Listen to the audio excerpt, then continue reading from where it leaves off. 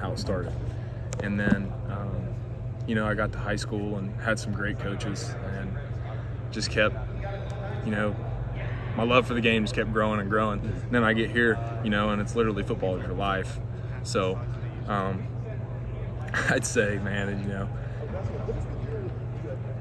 it just becomes your life, and I don't really know what else to say about it. Reid, does it get frustrating when people assume that you will leave, or that you're here because you want to be here and you're working your tail off, and if they don't understand really where you come from, this man, what it took to get here, then they really can't possibly understand your mindset. But how do you handle just that outside noise? Man, I just block it out really, because people don't know me, and they're gonna say whatever on Twitter or whatever it is. So I mean, I don't really care, but I like all my teammates here, love them really, and for me, when I hear something like somebody will text me like, "Hey man, I heard that you were gonna transfer," and I'm just like, well, where in the world did you hear that from? Because I haven't even really given it a thought, So I'd say that to an extent it does get on my nerves, because I take pride in being a great teammate who's 100% all in, all cards are on the table. Here I am, Turn it away from that a little bit. With James Laurinaitis, what has he brought to this room as far as the teaching aspect, as far as his ability to diagnose things? What has he done differently that you guys didn't have a year ago?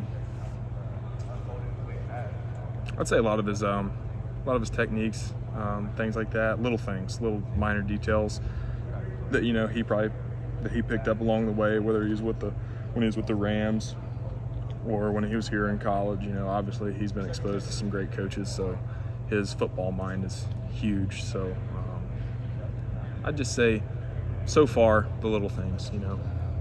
Reid, what do you feel like your role can be for this defense this year? I don't really know yet, man. It's only been 2 practices here in the spring, but I just hope that I can be looked at as a dependable guy who's going to know his stuff. He's going to know the game plan. He's going to know the scheme. And if you put me out there, then I'm going to know what I'm doing, and I'm going to make a play. Jim Knowles was saying you were doing some of that Sam role a little bit. What's that role like? I haven't really done much of it so far, but it's interesting. It's about the same as what it was last season. I can't really give you much more than that. How do you maybe just kind of, keep the long-term vision? What do you kind of see that as when, maybe you're not playing as much as you'd like early on? Can you repeat that? Yeah, just kind of what do you maybe see as your long-term vision when maybe you're not playing as much as you'd like right now, but what it can be a year or two from now? Well, I just think that right now the thing for me to focus on is just keep building trust in the coaches. I built up enough trust to where I played on special teams last year and stuff like that, and for them to put you out there on Saturday, the guy is doing something right no matter who you are. So I'd say that just keep building the trust, with the coaches, them trusting me trusting them, and then eventually, I'll be out there and everything I'm working for will happen, hopefully. Do you see that experience on special teams translate now when you come out here and you're practicing on defense? 100%. That's one of our things that we talk about here at Ohio State.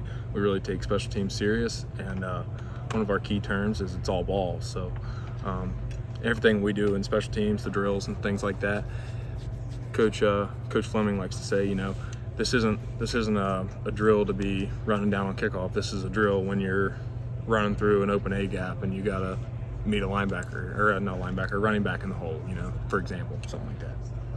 So it definitely translates.